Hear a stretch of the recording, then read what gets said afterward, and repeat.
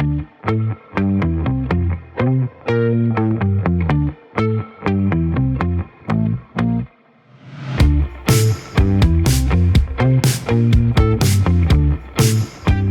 it's probably an ideal way to start off by saying that it makes no sense, having just recorded episode 134, to now be recording episode 81 when episode 81 already exists. But I'll quickly elaborate on that and I'll talk about what it is that I want to actually use this episode for. So the original episode 81, I don't feel belongs within the series, I guess, or the collection of podcasts that I've created. And rather than leave it there to kind of stagnate and more than anything annoy me, I actually felt like a more useful way to use it, or to use that spot, was to create a new podcast, but not one where I'm going to have a guest on, interview them, and then kind of bury them in the middle of the deck, which feels a little bit unfair for them giving up their time. I actually thought instead what I would do, something that would be far more useful to people listening, is to do a bit of a recommendation episode using some names that won't, or almost definitely won't, be able to make it onto the podcast for one reason or another. Some of these are people that just don't speak the same language.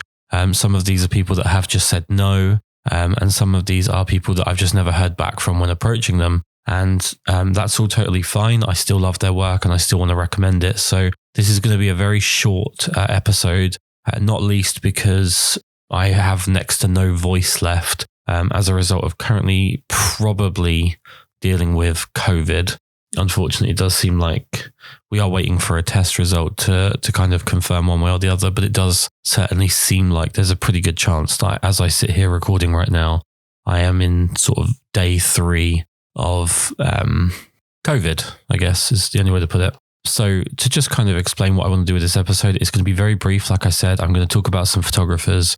And this episode in particular, I'm going to stick with portrait photographers because lately I've been doing a lot of soul searching with my own work. I think a lot of us over the past 12 months have been given far more time to think than we'd probably want.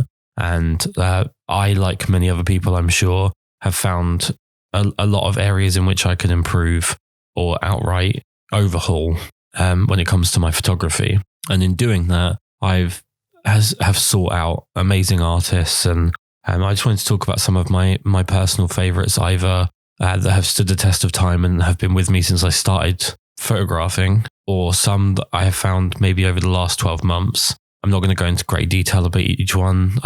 What I will say is, if you are listening to this anywhere other than YouTube, the YouTube video that I will create for this podcast will actually have screenshots for social media links and website and whatnot. So if you are looking to use this episode just to bolster your Instagram feed, get some new exciting photographers onto your Instagram, or just new work to check out by going to their website, your best bet is to listen to this over at YouTube. Just search Kris Karl Photography Podcast. It all works under the same title. And the video that comes with the podcast will give you all of the necessary information for each person, because I know obviously with some names there might be more than one person out there. And in one case with this, there's a name that I outright can't pronounce. So even if I had a voice, it wouldn't come out particularly well. With all that said, rather than me waste any more time, let's crack on.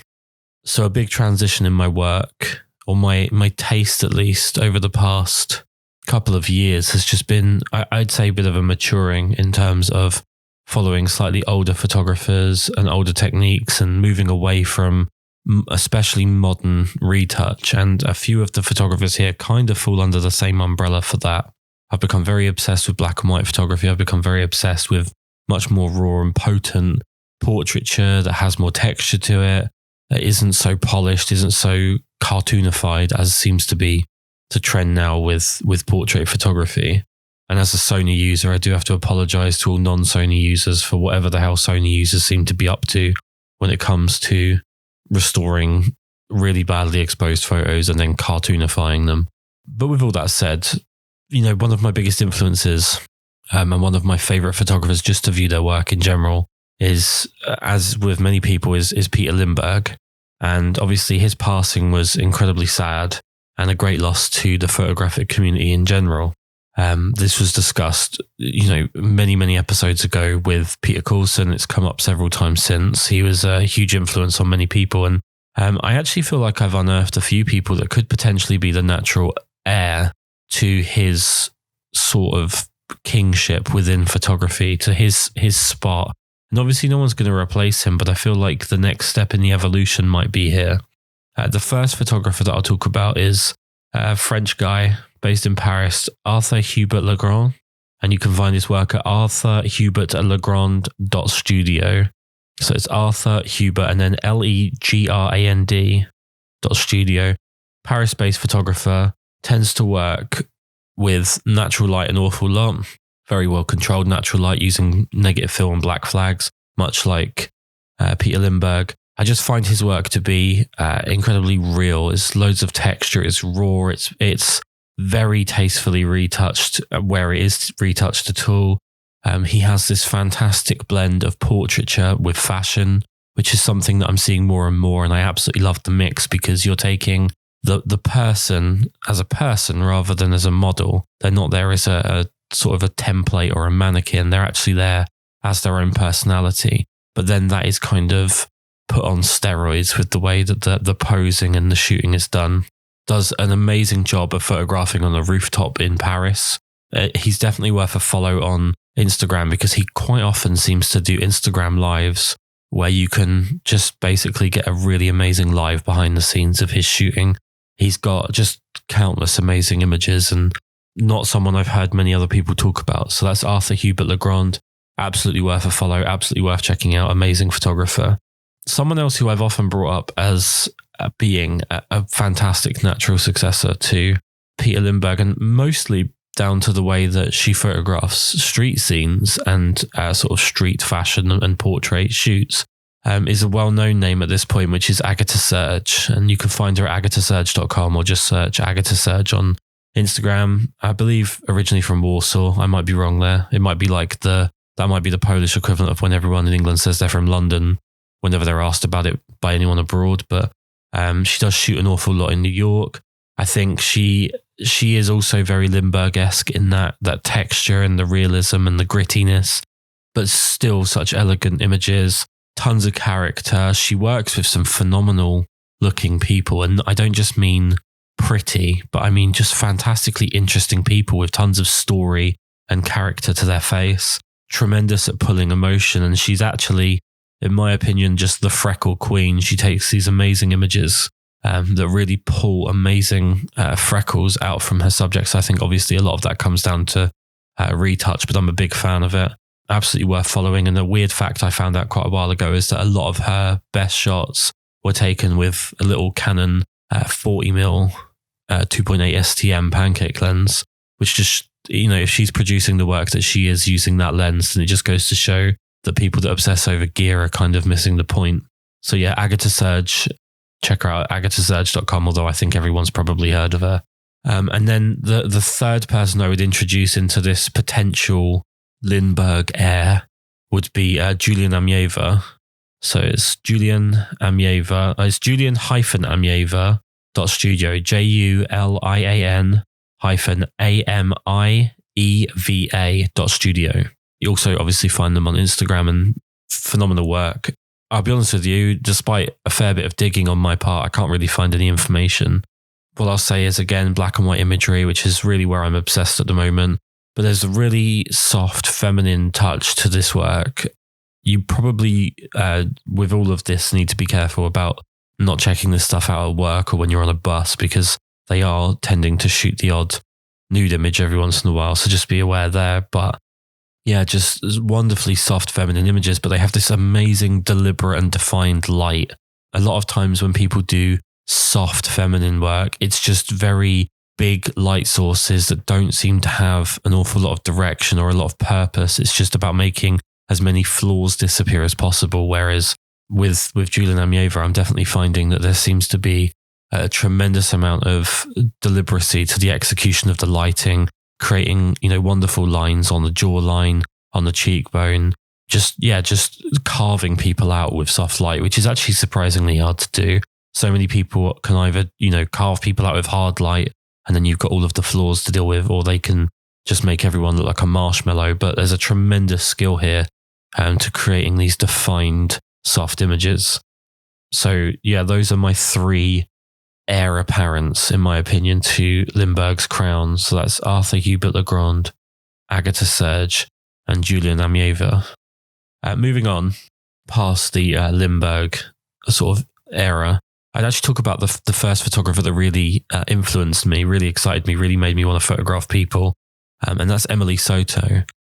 Emily Soto, I first discovered through just a whole bunch of random BTS videos when I first started going, as many people do, to YouTube to find work to inspire me or just to educate myself. And I actually found with Emily Soto's videos, although there was no talking on almost any of them, and it was all just BTS, there was no intention to educate to any deliberate degree, I still found myself being so taken in by everything that was there and picking up so many little tips. I love the images. I love her earlier work, which is going back sort of 2012, 2013. She's actually shifted quite a bit in terms of the style that you see there. She went from this very, very soft, very feminine, natural light mixed with, I believe she was using a beauty dish on location, but sort of mixed lighting on sunny days, bright California type days. She went from that to now photographing almost Rankin-esque editorials where there's use of deliberate misfocus, there's the use of motion blur, mixed mediums, there's a vast range of subjects beyond the standard that you would see from a lot of people when it comes to doing editorial fashion and portraiture. And she's someone who is always doing something new and different. And although it's maybe not unique because, it's 100 years into electric music, no one's really doing anything unique with anything anymore.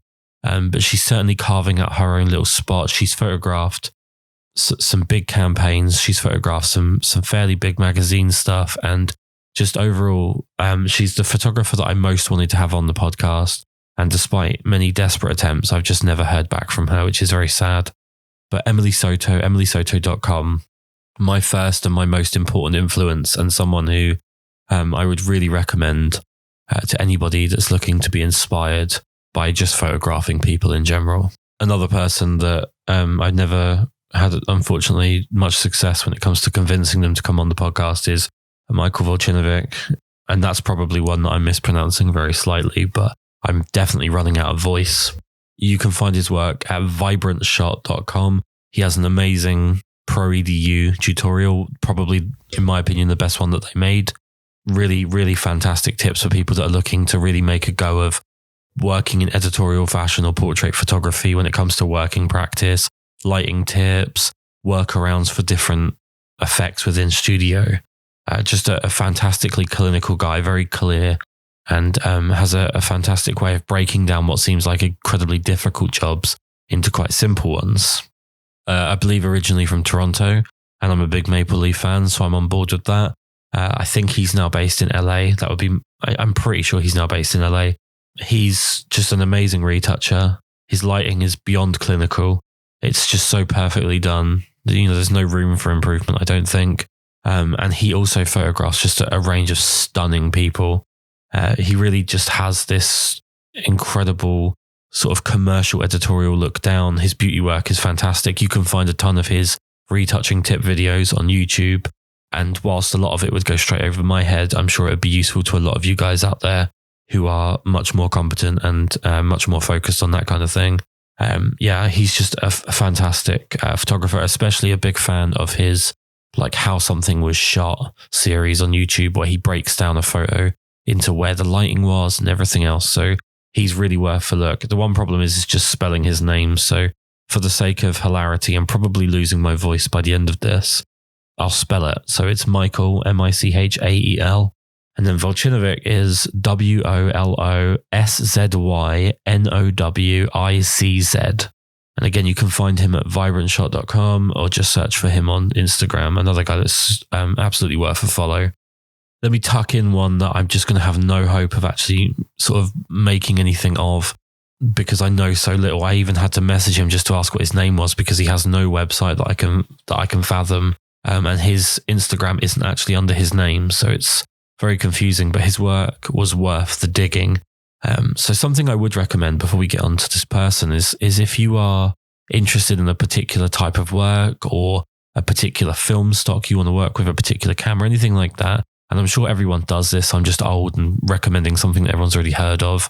But I would definitely recommend following hashtags and being very deliberate with the hashtags that you follow. In general, I would massively encourage people to do as good a job as possible at curating their Instagram feed. If it's something you're going to spend a lot of time looking at, get rid of anything that doesn't inspire you, get rid of anything that doesn't make you feel positive, get rid of anything that isn't going to put you in the mood to take photographs, and just have stuff that is going to inspire you. And by following hashtags, quite often, in fact, many episodes of the podcast so far have been photographers who I found through this method. So it definitely works. It's definitely a great way to stay inspired, but also not to just have the same people on repeat on your feed over and over again. And this is how I found this person. It was through following a hashtag for, I believe it was for portrait. And it was like a portrait hashtag where basically I wasn't seeing a lot done with portrait that excited me, but I kept getting told by people how incredible portrait was. So yeah, I decided to give it a look, and this guy eventually came up. Now, I believe his name is pronounced Igor Kondukov. You can find him on Instagram under Konduplenka, which is Konduplenka. It just has this wonderful, clean, refined style of film portraiture. He's pretty much the only film portrait guy that I follow that shoots color and black and white, and I really can't decide which I prefer more. I'm almost always venturing towards black and white, but with him, both are amazing. I really can't tell you a lot about him, unfortunately. There's a huge language barrier there.